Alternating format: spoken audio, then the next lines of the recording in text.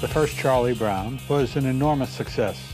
It attracted 45% of the audience in its time period. It was just beyond any expectations on the part of the network. After we did a Charlie Brown Christmas, we had done another show called Charlie Brown's All-Stars in spring of 1966, and it did tremendously well. 50 share of audience, there were only 3 networks. You know, that's a pretty good rating. So we figure we're in the catbird seat. When Lee went to the networks to propose a 3rd show, the networks said to him that they could do whatever they wanted, but they wanted another blockbuster. They wanted a blockbuster, and if this one wasn't it, they might not order any more Peanuts specials. This was going to be the supreme test. We were going to have another blockbuster like a Charlie Brown Christmas. And if we, can't get something like that, then, we may have to stop. And Bill Melendez and I said together, what? Well, I was worried all the time. I said, good golly, who's interested in this kind of nonsense? We all sat down and stared at each other for a few minutes, trying to think what in the world we were going to come up with. So I called Mr. Schultz up and I said, Sparky, you got to come up with another blockbuster.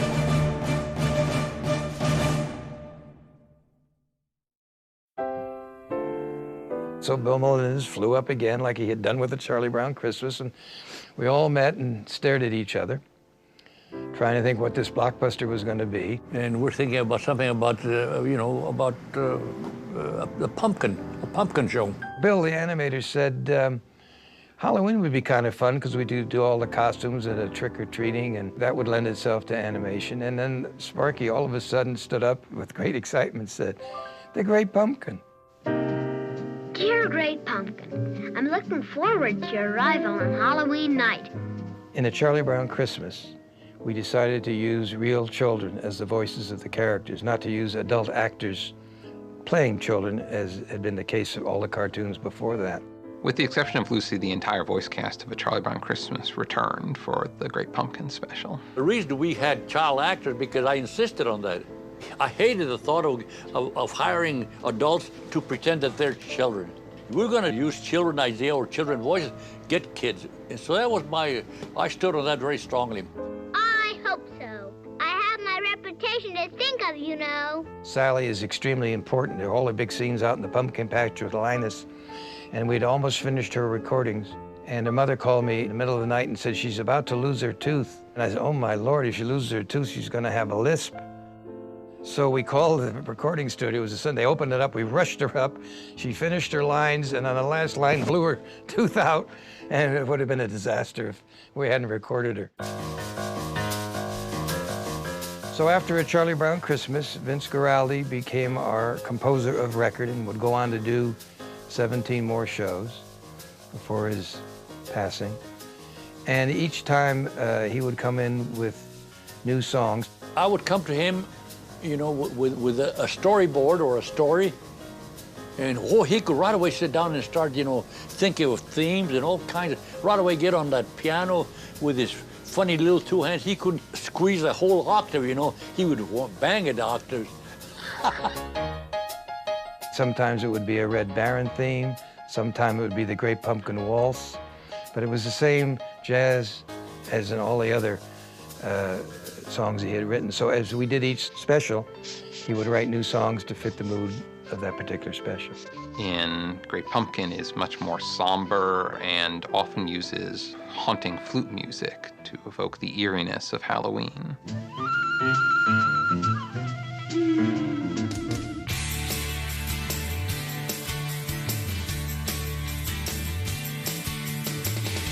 The Great Pumpkin was maybe the second or third show that we worked, together in this project. It was a good project. I loved the story, I loved the whole idea, and I, of course, wanted to do it in the most elaborate and convincing fashion. Melendez had this wonderful team that worked in the traditional cell animation method that is unfortunately becoming slightly extinct in this country now. Bill Melendez, the great animator that he was able to take the comic strip and just move the characters. Not change the characters, just make them move, even where they walked funny. And there was this seamless transition thus from comic strip to television screen. One of the problems that Bill Melendez and his crew encountered in animating Charlie Brown for television is that the characters weren't designed for animation. Schultz had very simple backgrounds in the strip. He was the only person in the world who drew side views of blades of grass because he always had his camera down low. And Melendez wisely realized you couldn't do that for half an hour on television. You had to take different angles to keep these characters interesting. So he found different angles and different ways to frame scenes, to compose shots. It described a lot of great fantasy potential, the Great Pumpkin, So I didn't want to destroy that at all. And so we had to pull back from being too explanatory and get back to being more subtle and just leaving it more to the imagination. I'll hold the ball and you come running and kick it. Oh, brother. By the time we got to the Great Pumpkin, we started to hit our stride in terms of recording the voices, the music, the color, the whole thing. They were able now to give a little more budget, a little more lavish production to it. The animation was probably a little better, the color was a little better. Particularly memorable are the blotchy blue and purple sky while Linus and Sally are sitting in the pumpkin patch, and the very evocative drawings as Snoopy imagined he's making his way across no man's land.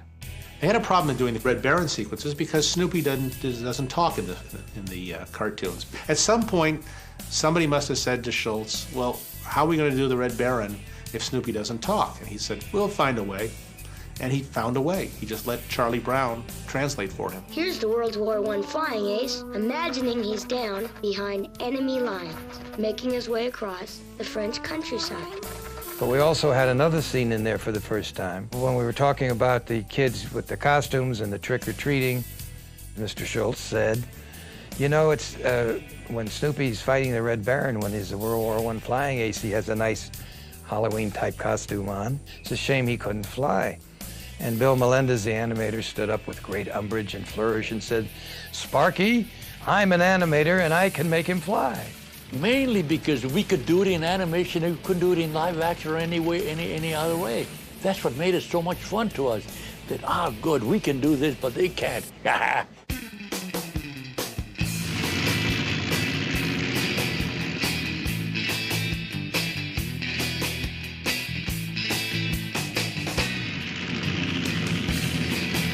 And the two of them got so excited about this prospect, they couldn't wait to get to it. And of course, that became one of the most famous animated scenes that we ever did.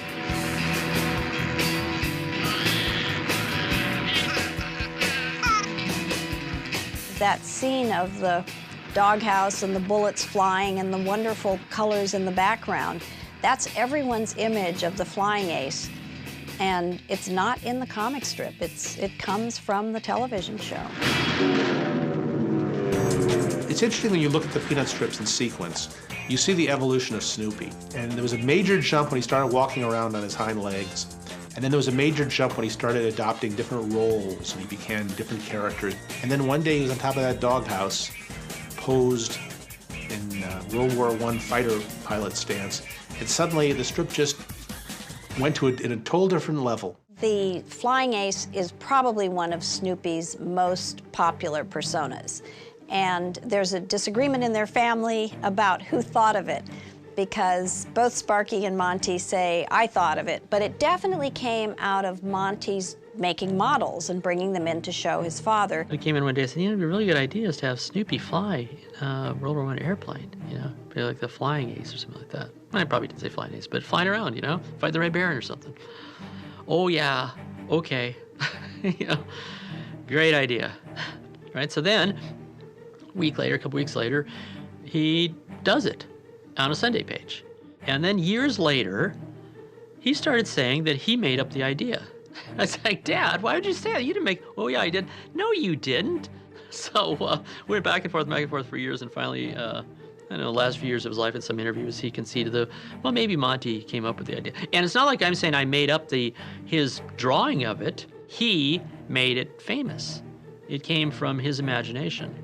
Snoopy as the World War I flying ace has become an icon adopted by pilots in the aerospace industry. The flying ace has appeared as the mascot of a lot of flying squadrons. That went a long way. In fact, it became a postage stamp, but it went even longer than that, because when Apollo 10 named the modules Charlie Brown and Snoopy, the astronauts held a picture of the World War I flying apes from outer space. So, yeah, Mr. Schultz got a lot of mileage out of that one idea. You're wasting your time. The Great Pumpkin is a fake. Everyone tells me you are a fake, but I believe in you. Well, it's a good question about why Linus believes with such dedication, because the Great Pumpkin somehow lets him down. For the most part, Linus is very steady throughout all the shows and all the strips. But like all of us, he had one Achilles heel, and that was the Great Pumpkin. In Sparky's mind, it was necessary to believe in your own beliefs and not let the other people sway you from it. Here Linus had cobbled up this little story that was pleasing to him, completely logical from his point of view, and completely harmless. And it was actually a very nice little story. And people tried to disabuse him of it, and he thought, why? Why take that away from him? He's enjoying it so much. And I think that's a parallel to our lives frequently. We all have little things we enjoy that people want to take away from us for no visible reason. And that, of course, became one of the recurring themes every year for 50 years of the comic strip. It was interesting because, again, the most stable of the characters would blow it every year on the Great Pumpkin. It's the Great Pumpkin! He's rising up out of the pumpkin patch! So we finished the Great Pumpkin, and unlike A Charlie Brown Christmas, which we thought had maybe failed, we really thought the Great Pumpkin was something. The film was made, and we put it on the air with quite a bit of advertising and promotion, and much to our pleasant surprise, it just was an enormous success.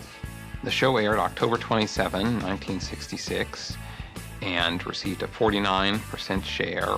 Put that in some kind of perspective, you know, the average rating now is about a 6 or a 7. Suddenly they all said, oh, I always knew it would be a hit. There's nothing in television that manages to change the way people treat you than Good Overnights. By gosh, it was another blockbuster. And once again, we got a 49 share, and there were only 3 networks, so that means half the country tuned in. So once again, the genius of Mr. Schultz had saved it. The Christmas show and the Halloween show have been playing since the 60s. It's over 40 years. It got to be something people looked forward to year after year after year. This whole idea of the Great Pumpkin, just think about it.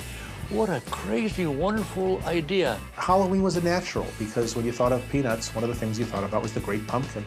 I thought it was great. It was my favorite show, and still is. That was the last time we had any pressure. And I think the reason we were successful all these years is we were never under the umbrella of a major studio. Bill and I and Sparky would meet, and they would work out the shows and develop everything, and we would just turn them into the network, which is a testimony to his genius, and that people would trust him to that extent.